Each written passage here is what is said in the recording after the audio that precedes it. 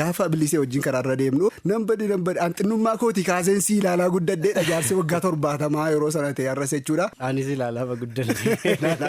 Muka jala kaayetumaan barzaafii kuteen itti kenne haa taphatu jedhe barzaafii kutee itti kennee tanan haa taphatan jedhee sareenis hin jirti sareedhaan wal cinaa godheen isa xaraguu sii deeme gizeen achi coree kana deebi'u bakkan godhee wallaalee yaadannoo wajjiniin hunda biyyaa ba'a ana bichaatti maaltu bahe han jedhu tokko odoon dudubbachaa daggala keessa deemuun mucattii irraa fadhe ergattis naa jedhe yoon barbaadu yaamunoo waatu iyyuu nama naa mirmatu dhabee sa'aatii 2 fi wadhakkaatti hangateen sa'aatii 8 wadhakkaatti argachuudha. Milkooma ijoollee kee arguurraa dhibeen duuti sin hanqisin fuusisi heerumsiifadhu akkoo argi ijoollee akkoo guddisi akkoo argi baranuuf quufi harmee ijoolleen kee siyaasoran eebbi kee dulluma keessaa ijoollee kee haa qaqqabu hawwii garaa kee waaqayyo siif haa guutu. Guyyaansaa wiixatatti bari'a ture anaan halkan qixanatti fakkaata sagalee abbaa koon dhagee.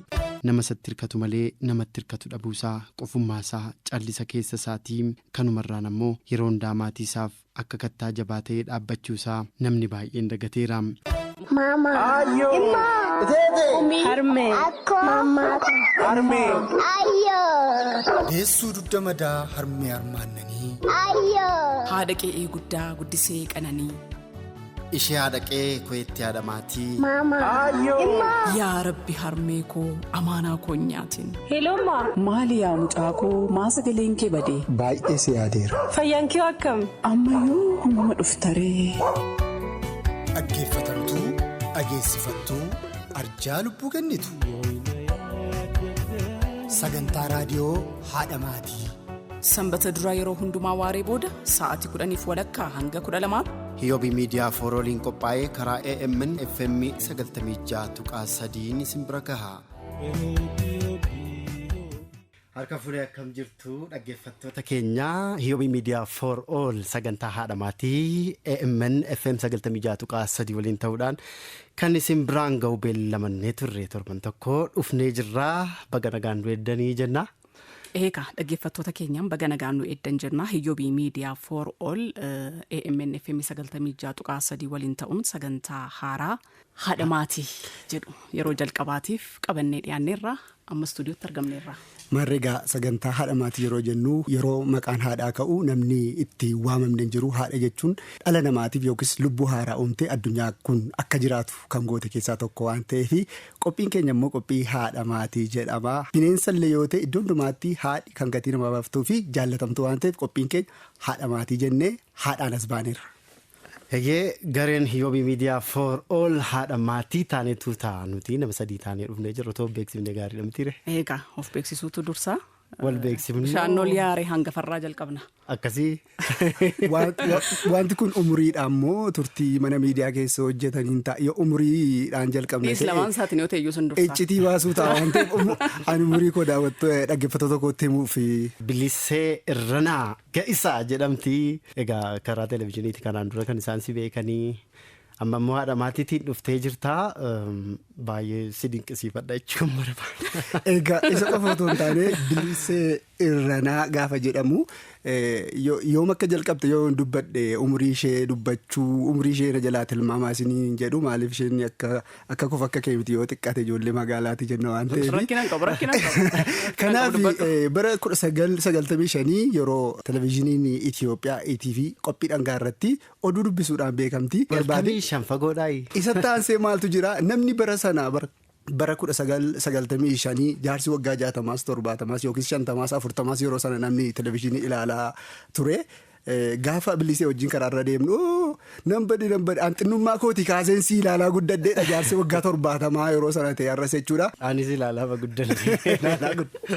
Kanaaf haadha maatii taanis argamne amma. Haadha maatii taataniitu baga nagaan dhufte biloo. Baga nagaan nu eeddanii amma immoo karaa reediyoo dhufneerra.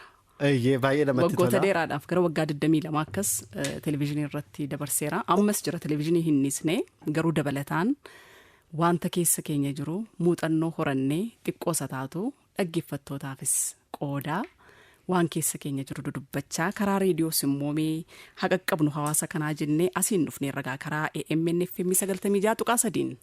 Isa yerooti waggaa 22 jettu umrii koo yaadadhe gaa umrii makooti baruma dhaladhe. Umriin kee 23 miti? 23 guuteera baruma sana dhaladhe natti fakkaata waan mooduu dhagee wayii natti fakkaata. Iskeel argamu dabalii raadiyoo BN'tti si beeku raadiyoo Oromiyaa jedhama yeroosi. OBS'n turteetta. TV Oromiyaa itti naa dabaleeta. TV. Televezyiinii Oromiyaa jedhama ture yeroo sana bubbulteettatis. Haa ta'u ani Yoonaas Mangashaan jedhama dhaggeeffattoota keenya egaa anaanis OBN raadiyoo Oromiyaatti na beekutaa. FM Finfinnee irrattis na beekutaa. Waa'ee kee nu dubbannu kaa. Bufuleeraan qaba akka keessan baay'ee. Waggaa 20 meeqa hojjetteetta miidiyaarra?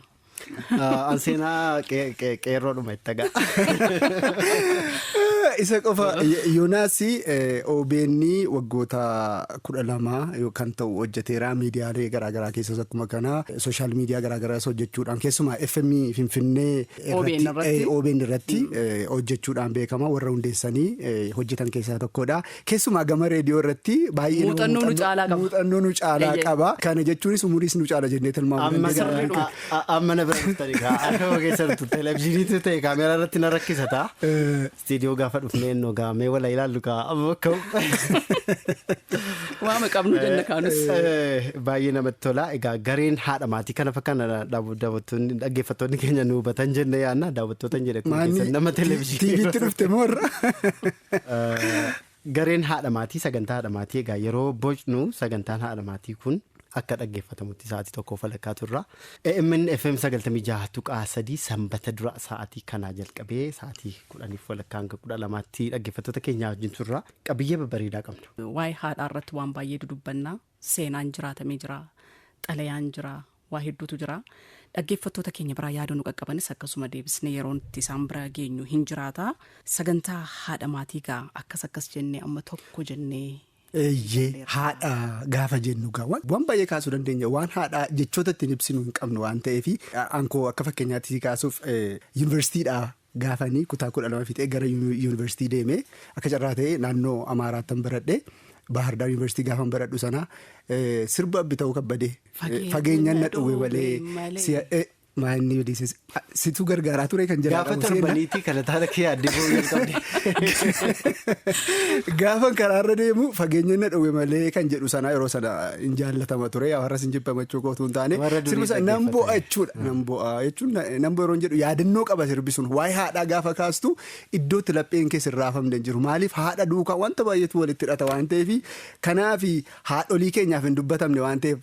Meenumtillee xinnoo ishee akka nama birciqqoo yookaan xaasaadhaanii galaanarraa waraabutti xinnoo ishee irraa uummata keenyaan dhaggeeffattoota keenya biraan geenyuu jenneeti kan nuti qabiyyee keenya keessatti haadha maatii yeroo jennu seenaa jiraatamee jette biloon kaafteetti tokko qabna seenaan jiraatamee seenaa ta'ee yeroo jiraatamu kan nama dhukkubu garuu gaafa himamu kan namatti tolu seenaa jiraatame seenaan namootaati kan itti dhaggeeffattoota keenya dhaggeeffachiifnu seenaa sana abbaa matu himata abbaan yoo himate bareeda mitiire namni yoo namaa miira isaa namaan ibsu sirriitti waan ta'eef abbaan akka himatu goonee kan ittiin isaan biraan geenyudha seenaan tokko ogeessi maal jedheenis jira. Ogeessi immoo dhimma namni sun dubbatu irratti dhimma qaamni sun dubbatu irrattitu akka waliigalaatti maaltu hojjetamaa jira akka biyyaatti maaltu hojjetamaa jira kan jedhu irratti.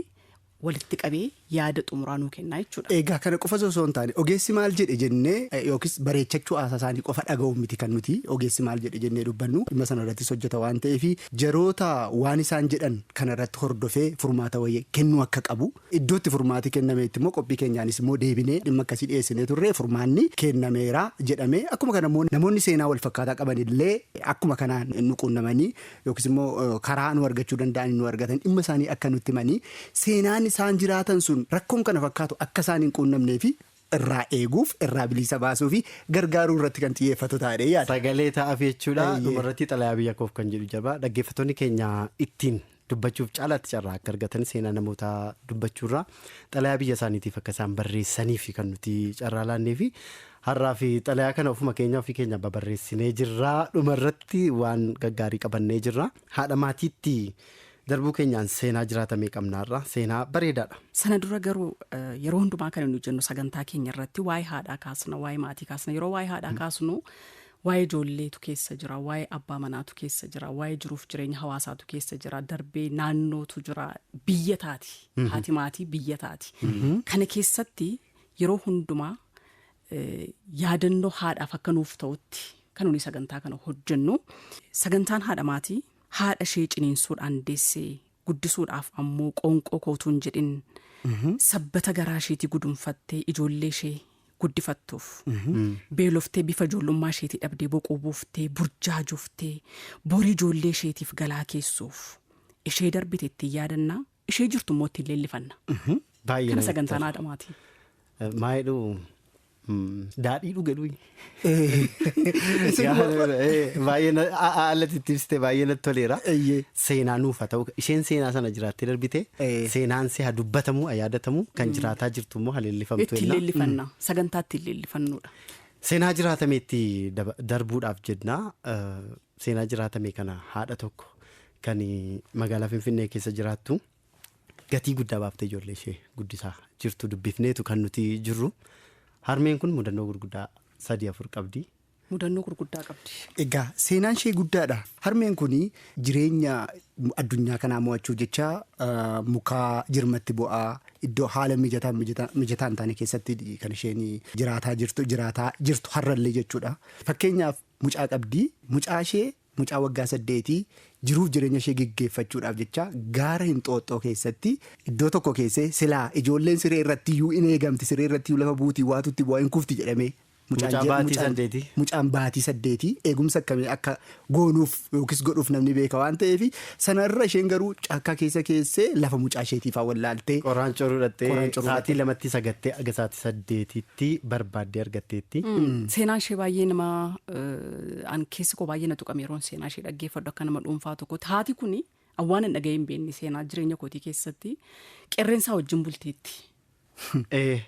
Manneen ijaaramanii Guutuusaa dubbanne akka jalaafinee dhaggeeffattoota keenya seenaa isaa dhaggeeffatanii. Guutuusaa akka dhaggeeffatan abdannaa toora bilbilaa duwwaa 111 duwwaa 84 akkasumas duwwaa 11 bilbilaa akkasumas SMS keenya 8288 irratti haadha maatii kan jettuu fi HM kan jedhu dursaati. Yaada keessan nu barreessaa SMS kana irratti yaada keessan ni fudhannaa.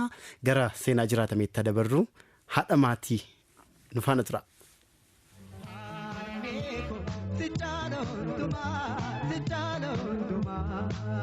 Maqaan koo Adaanuu Dinquun jedhama. Anan jiraadhu waradaa Siraaraatti Askoo. Anan jireenya kiyyaa tan du'een olittan jiru gadittan jiraachaa jira. Ijoollee abbaan qabneen qabadhee taa'eera. Ijoolleen koo umurii nama barataa kutaa 8 nama waggaa 16 fixee 17ffaa qabatu bara 2011 tan dhalate an waggaa 5 fixee 6ffaa qabatu maskaramii 16 tan waggaa 13 fixee 14ffaa qabatuun qabadheera. Umurii kiyya lammii kiyya keessa utanan bahee daa'ummaadhanii nama waggaa 36 jedhee tan dhaloota kiyyaayyuu kana jedhee wanta wasanuun qabu.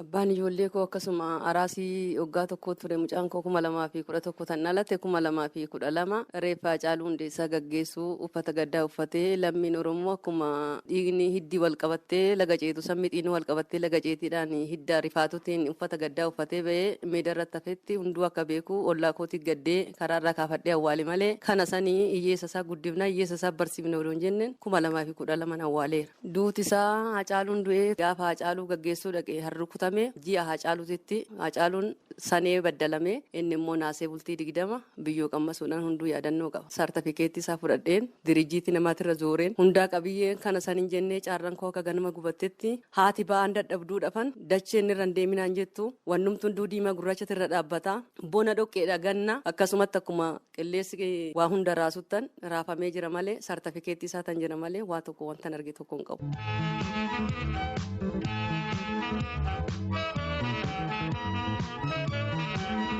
Haalli akkasumattuu akkuma jireenya biyya lafaatitti yaa'u qaasiraa hojjedhee tana nan duraan isaa bulchaa jirus ananii dayeetoo ergadhes akka araasii odoon boqodheen ciisinii odoon guyyaa tokko yaadannoo buna qabbanaan dhuginan isaan guddifadhee ilmoon akkasumattuu damoosa malee mana namaa galeetillee tanan isaan guddifadhee majammaraa koo ammas immoo wanti hin jiru akka ollaan kun gargaarutti hoo harkaanatti hidhatan gargaarsa gooftatirraan gargaarsa namaatirraan daabboo bitee fi yoon harka keessaa qabaadhe immoo fi kiyyaa olchetan malee gargaarsa biraa kan hin qabne kophaa koo guddifadhu hunduu na beeka. Abbaan manaa koo duraan hojii hanaatsii hin danda'a gimbanyaa hin danda'a amma liishuutitti hojjeteetoo tafooqii lafaa baasee asa rakkabu waan ta'u jireenya jireenyaan shumburaan afaanitti na gubatte oduu hin taane namaaf wanan beela baasee biddee furdaa dachaasee kennee bira darbe waan ta'eef kana wannumtuun duukaa wanti biyyi lafaa jaalatte haa ta'u amiin jedhee fudhadha waan ta'eef kanaanan jiraachaa ture dura.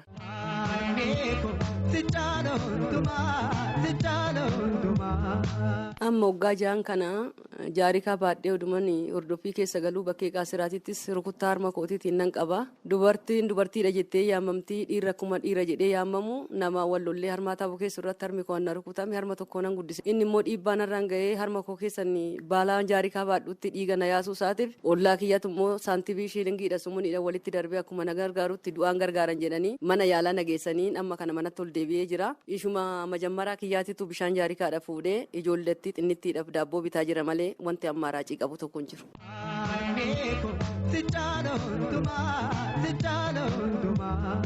Mudannoo inni araasii ji'a 8 fi kiraayii manaa tan ji'a 5 irratti gatee ba'uusaatiif yaadannoo sammuu keessa jiru daa'ima koo gateen ture yaa'u bakkee sanii ba'aniitti akkuma simbiraatitti sanitti tanan qayyaradhee jiraadhu kiraayii manaayi mana tokko keessaa oonatti kaf jette mana tokko baheen tokko seenaa akkuma allaatti mana namaa seenee raawwadheen ishiin immoo biyya alaa waggaa 28 hojjettee dhuftee dhala guddifachuu ishiititti nan yaadadha ati harma kee goggogaatti kennita ani hin qabu kiraayii aannaniiti jettee ishiin dhuftee na dubbisnaanan kunumtuu kan maali yaadannoo akkamitti akkas ta'a baastiin illee bitaa fi akkamitti waqqafamti daa'ima ishii burufaa guddifattee ani harma kiyya goggogaan itti kennaa jedheetan xirraagii barbaadu 50 kiiloon 100 kiiloon birrii 50 ture ana kaayoo oomishuun ollaa keenya jira isatti ana sarakkabee waan ta'e godhaa fi ijoollee kiyyaafis ishii safis jedhee fudhadheen caakkaa bahee akkuma jiranutti hunduuyyuu qoraan gurgureetuma jiraata qoraan gurgureetuma ijoollee ofii bulchaa balaa harmi koona dhukkubeenan lafa kaayee raawwadheen yoon naqee too qoraanicha san coree kana deebu lafa godheen ture yaada wajjiniin yaada sammuu wajjiniin odoon of tanattanu araasii ji'a 8 lafa godhee bootaa mucaa kootii wallaaluudhaan yaadannoo bara 2011 nan qaba. Muka jala kaayetuman baarzaafii kuteen itti kenne haa taphatu jedhe baarzaafii kutee itti kennee tanan haa taphatan jedhee sareenis hin jirti sareedhaan wal cinaa godheen isa xaraguu sii deemee gizeen achi coree kana deebu bakkan godhee wallaalee yaadannoo wajjiniin hunda biyyaa ba'a ana bichaatti maaltu bahe han jedhu tokko odoon dudubbachaa daggala keessa deemuun mucattii irraafadhe ergattis naa jedhe yoon barbaadu yaamunoo waatu iyyuu nama naa mirmatu dhabee sa'aatiin 2 fi wadhakkaatti nan gateen sa'aatii 8 wadhakkaatti argachuudhaan yaadannoo bara 2011 nan qaba afaaniin hin dubbatu ani afaaniin hin dubbadhu achi ciisaa ollee ollaan na argee dhala koo guddifachuu seenaa kana nan qaba bineensa harkaa akkamitti fuudhame tan jedhamu namaaf yaaddoodha araasiin ji'a 8 bineensa harkaa akkamitti bahee har'a yaamtee ergatte nama naan jedhan ani nama qormaataa lafa na kaa'e malee dhala kootis dhuguma argadheetan gaafa ammaa qafaa duwwaa argu hallayyaarraa konkolaatee yaa'a bishaan bowwii keessatti riibni fudhatee amma guyyaa guutuu iyyaa oolee dhiigni isaa gadattaree achi fudhadhee galu kana waan ayyaamee uwwaadhee waan harma koo qabatee ergadhu natti fakkaanne akkuma abbaatittan biyyootti darba natti fakkaate fatanaa kana keessan darbee jira.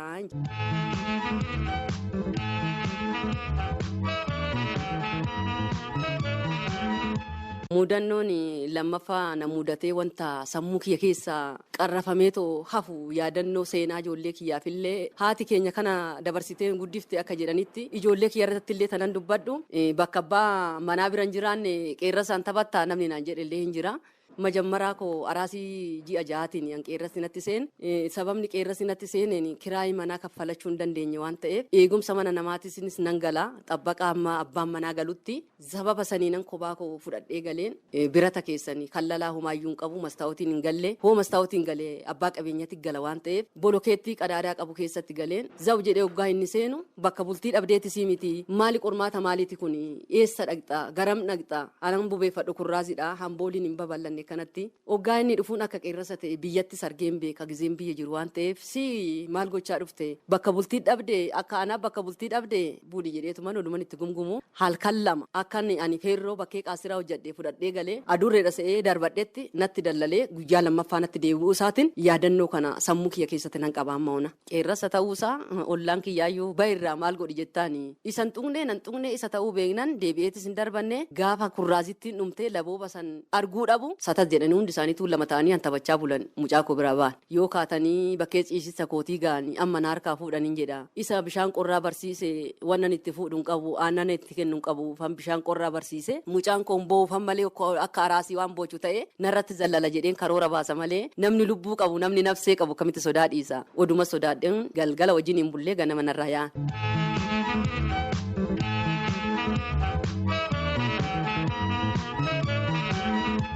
Isa badee galee seenaan isaa ganaadha.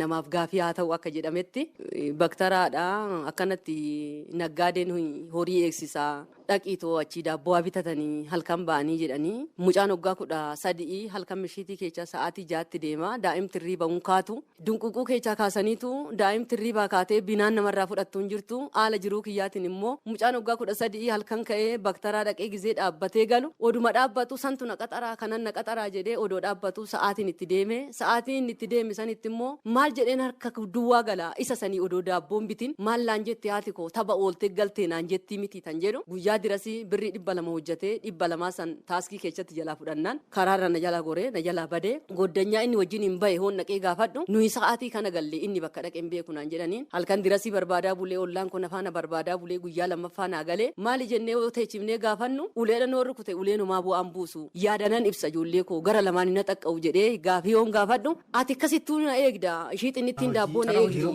anan argadhe taaskii keessatti naalaa fudhatanii maal jedhee sitti mul'adha jedheetan ofii kooti karaarraa amma naara dabarfadhutti karaarraa goddanyaa kiyya wajjin dallaa namaa jala bulee naan jedhee nama si bulchullee qabdu mana namaan kadhattu ennaan mana namaa dhaqneen beeknu si biraa layyaamnee jedhee dallaa jala buluu isaatiif ollaan koo annafaana barbaade ragaa naa ba'a.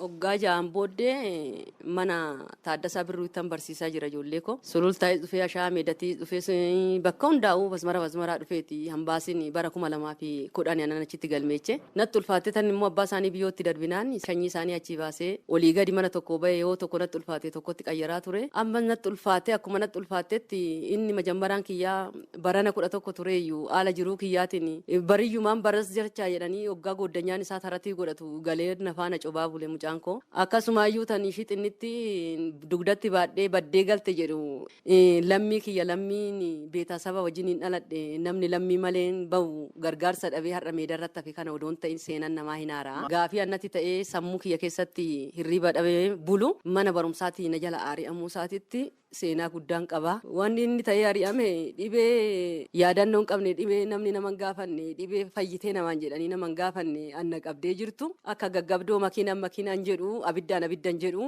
bakkuma sammuun kiyya na dhiphatetti na kuffisti waan ta'eef qabata sanii sammuun isaa qabame ishii suni daabboo argattu malee hin bultu jedhee bishaan jaarikaadhaan bulchee waraabee too daabboo bitee fi bula waan ta'eef barataa kutaa 8 har'a ol deebi'ee mana taa'uu isaatiif baay'ee natti dhaga'ama. Rakkina koo nama itti takaafaladhu hin qabu amma lubbuun na keessa jirtutti isuma wajjiniin mana keessatti karoora jireenyaa haala jireenyaa guyyaan har'aa boruu miti jedhee hordoffii galuu ijoollee koo karoora gaariidhaan dadhabaa karaarraa hoo ba'aa baatee deeme irraa fuudha gazzaban gaafatina ishiin duuba rakkatte akkanaan hin jenne heebba waaqayyoo eegna malee karooruma kanaan hin jira barataan kutaa 8 manatti ol deebi'ee mana taa'uu isaatiif ollaa kootiin na beeka olmaa bultii 40 qaba mucaan keenan jedhani ashaaree shunkurtii yaaftaamii laaxee mucaa koo guddisee har'a barumsa malee manatti fuudhan lammiin hin baranne mirga isaan gaafatu akkuma jedhisan seenaa Taaddasaa Birruu odoo inni barumsan xumuriin abbaan isaarraa baddalame jedhanii naan jedhaniitti galanii ijoolleen koo haasa'u odoo barumsan xumuriin abbaan isaa waggaa meeqattirraa baddalame jedhanii waggaa 7 moo isa kuwaasii taphatu abbaan isaa waggaa 7tti jedhanii ilaa quxurii 7 uffataa jedhee mucaan koo TV namaa keessatti warra kuwaasii taphatullee ilaalee nama sammuun qabamee jiru anis seeran mucaa kanaatti sinaara'ee seeran kiyya sinaara'a nan baradha jedhee immoo inni sun immoo sammuusaa gallakkisee har'a umurii isaa malee faabrikaa galeetan isaan xixinnaa san barsiisa jedhee hilliina isaatiin maashinarra galuu isaatiif hanan halkan taa'aa bulu maalan dhagaa jedhee tayyaaddoo kana keessa galeetan eenyu tayyaada koo hiikkadhatanan jedhee inni achi maashinarra dhaabbachaa bulaa ani immoo maalan dhagaan taa'ee bulaa inni kun furmaanni biyya lafaa garamitti hiikkatatan jedhamu tokkoon kana qabadhee jira malee kiyya qormaanni koo isa kanan jedhe.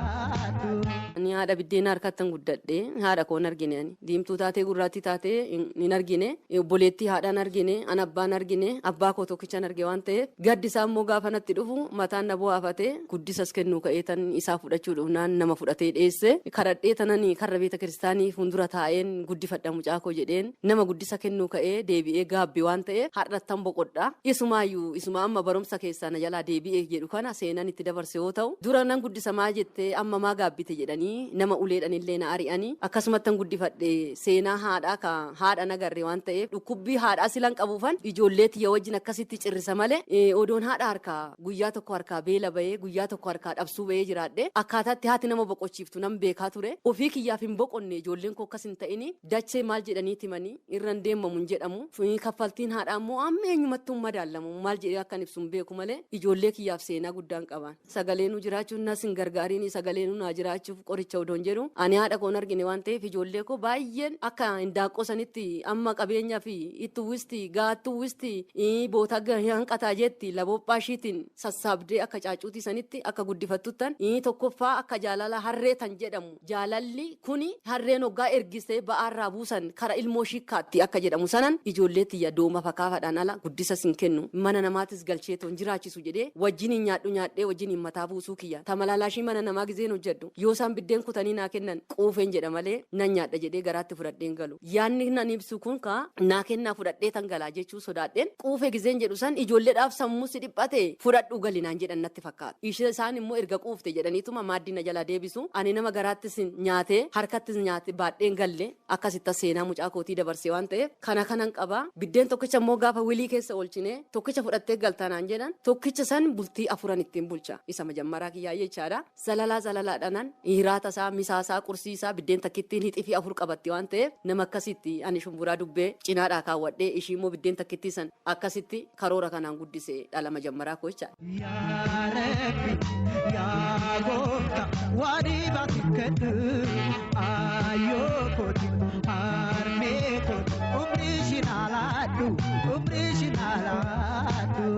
Haadholiidhaaf waan naamu yaa hunduu qusulii mataa ofii han danda'e hinuma jira ani immoo of jaalatullee hin jira tan immoo of hin jaalanillee hin jira sammuu koon buusu mataa koon buusu qajjiimni koo hin hir'atinii kunumtuu kan maali jedhee han dabarsee guddisa kennullee hin jira namni ana laaltan namni karoora boruu laaltan namni obsa qabu caakkattis gattanii argattanii in ergattu awuree wajjiniinis bultanii bariisaa lammii namaa argitanii yaada hin takaafaltu tambeela immoo barii boruu har'a biddeen nama dachaafatee galu an ofii in dachaafata jedheen abdii qaba inni dhala ofii ciniinee guddise immoo akkasuma kaffaltii wareegama aadaa keenya tan dhufe lafeen cabee dhiigni lola'ee akkuma jedhame san waagaa koonan kaffala waa'ee haadha ilmoo kiyyarraa bu'aa argachuun qaban jedha bu'aa argadhee jira nama mataa kiyyaan qabata inni bu'aan ani wajjiniin mataa buuse naa deebise mana barumsaatti ari'amuusaa jecha seenaa kana silan taa'ee akkanattas si guddise mucaa koo silan jedhee haara ibseef edaa akkasitti na guddifte jedhee yaada daree taa'ee baratee ijoollee isaa wajjin barumsa yaada isaa takaafalatee goddanyaa isaa wajjin hin baheen galle kun hilliinan ani duraan teechisee gorsisan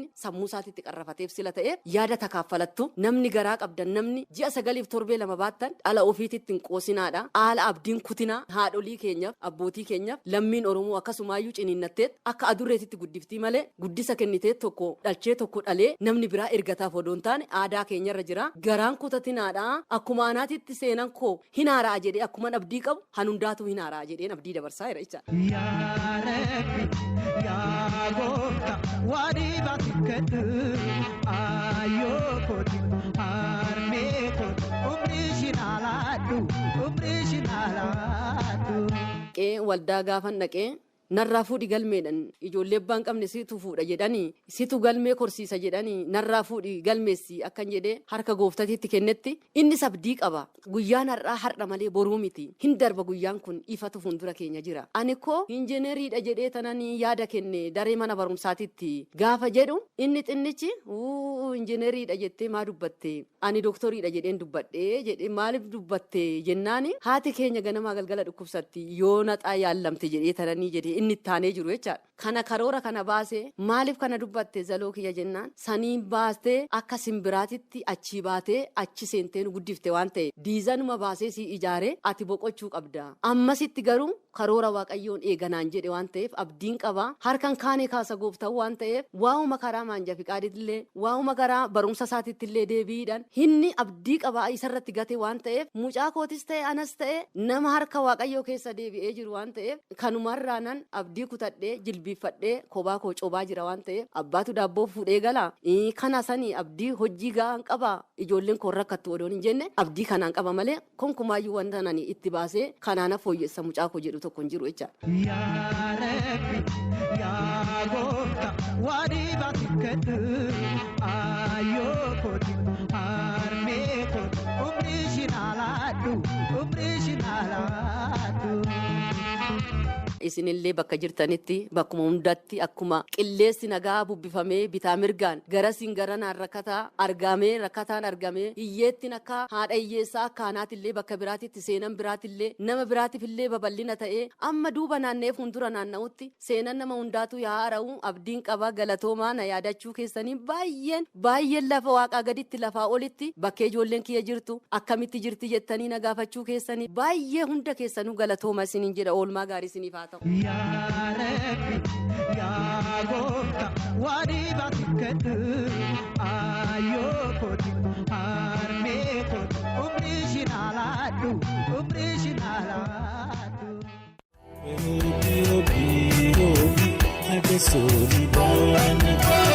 Mama. Ayo. Imma. Tete. Umi. Harme. Akko. Mama. Harme. Ayo. Haati maatii hortee biyya tokko taati. Haadha maatii biyyaa biyya haadha maatii. Haadha maatii. Sagantaa raadiyoo haadha maatii. Sanbata duraa yeroo hundumaa waaree booda sa'aatii 10:00 hanga 12:00. Hiyoobii miidiyaa foorooliin qophaa'ee karaa AMN FM 96.3 isin bira gaha. Haadha maatii. Haadha maatii. Haadha maatii. Ayyaa dhaggeeffattoota keenyaa walitti deebinee jirra. Hiyoobii miidiyaa for all addis miidiyaa neetwork FM 96.3 waliin ta'uun sagantaa isin qopheessinuudha kan isin dhaggeeffataa jirtanii. Seenaa jiraatamee dhageenyee deebinee seenaa jiraatamee keessatti jechama baay'een keessa kootti deddeebi'aa ture beektaa Oromoo biratti akkas jedhama haati hin kabajamti haati hin jaallatamti haati hin dhageessifatti hin naga'amti haati hin arrabsamtu safuudha haati gootuu nama gooti haati bareedina haatumti mataan isheeyyuu bareedina. Waa'ee haadhaa dubbannee xumuruu hin dandeenyu sagantaa kana keessatti yeroonis nu daangessa waan ta'eef. Seenaa haadhaa immoo bareechitee waan gatii haadha abbaasaa jirtu adaanuurraa dhageenyeerra. Seenaa garaa nama nyaatu. Seenaa kana dhugaama isaa yoo teessee ilaalte dhuguma haadholiin keenya jireenya akkamii jiraatu jireenya akkamii keessa jiraatanii immoo ijoollee isaanii guddifataa jiru. Dhala isaanii kanaaf gatii akkamii baasaa jiru gatii akkamii waan akkamiis gochaa jiru kun baay'ee waan garaa nama nyaatu waan ta'eef warri haadha qabnus ta'e warri haadha hin qabnes waa'ee haadhaatiif iddoo akka laannuuf yaadannoo gaariidha jedhee yaadaan. Uumamuma keessatti haadhummaan namummaa duwwaa miti. Bineensotuma yoo argite naashinaal ji'oogiraafii gaafa laaltu mucaan ishee oolfattee ofii kan nyaatamte. Ofii nyaatamte haati. Qeerransitu ari'u qeerransa dura dhattee buutii beekaa of qabsiisuudhaaf. Gaazaalli kan isaan jedhan tokko keessumaa fiigicha hin dandeessu kan reefu dhalatte waan ta'eef waan akka bosonuuf quruphee kana keessaa gosa isaaniiti. Mucaan koo nyaatamuu irratteetu fiiddee dhattee dura isaa buutii ishee qabatee nyaataa mucaan hin hafti. Haadhummaan sadarkaan jaalala haadhummaa gochaa oliidha kan inni itti ibsamu. Kanaaf haati adaanuunis akka haadhaatti gatii isheen ijoollee ishee wajjin baafte gatii guddaadha.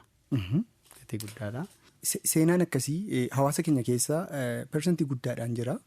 Kanaaf iyyuu seenaa keessumaa namoonni seenaa akkasii rakkoon akkasii yookiis immoo bu'aa ba'ii akkasii keessa ba'anii ijoollee isaanii maatii isaanii guddisan illee maaliif warra kaaniif fakkeenya ta'a waan ta'eef gamuma kanaan nutuu isaan yaada isaanii nu qoodanii nu argatanii seenaawwan akkasii akka nu biraan ga'an akka nutti himan nu immoo deebinee dhaggeeffattoota keenya biraan geenya jennee waa yaadne.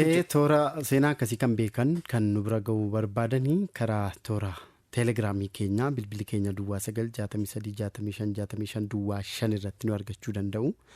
Egaa toora teelegiraamii kanarratti duwwaa 9636565 duwwaa 5 irratti seenaa barraa'e nu erguu danda'u. Akkasumas eeruu nu kennuu danda'u jechuudha. Karaa imeelii kanneen nu barreessuu danda'an hiyyoobimedia@gmail.com hiyyoobii kan jettu kun HIYOBI ishee jettuudha.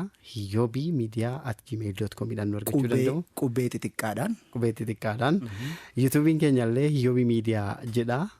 Galanii cuqaasuudhaan sagantaalee keenya argachuu danda'u jechuudha. Toora kanaan nu biraa ga'uu danda'u dhaggeeffattoonni keenya. Gama biraatiin sagantaa kana yeroo dabarsaa jirrutti toorawwan bilbilaa duwwaa 1171 duwwaa 84 akkasumas duwwaa 11 jechuu dandeenya. Duwwaa 11 57 65 68 akkasumas SMS 8288 irratti ergaa isaanii nu biraan ga'u.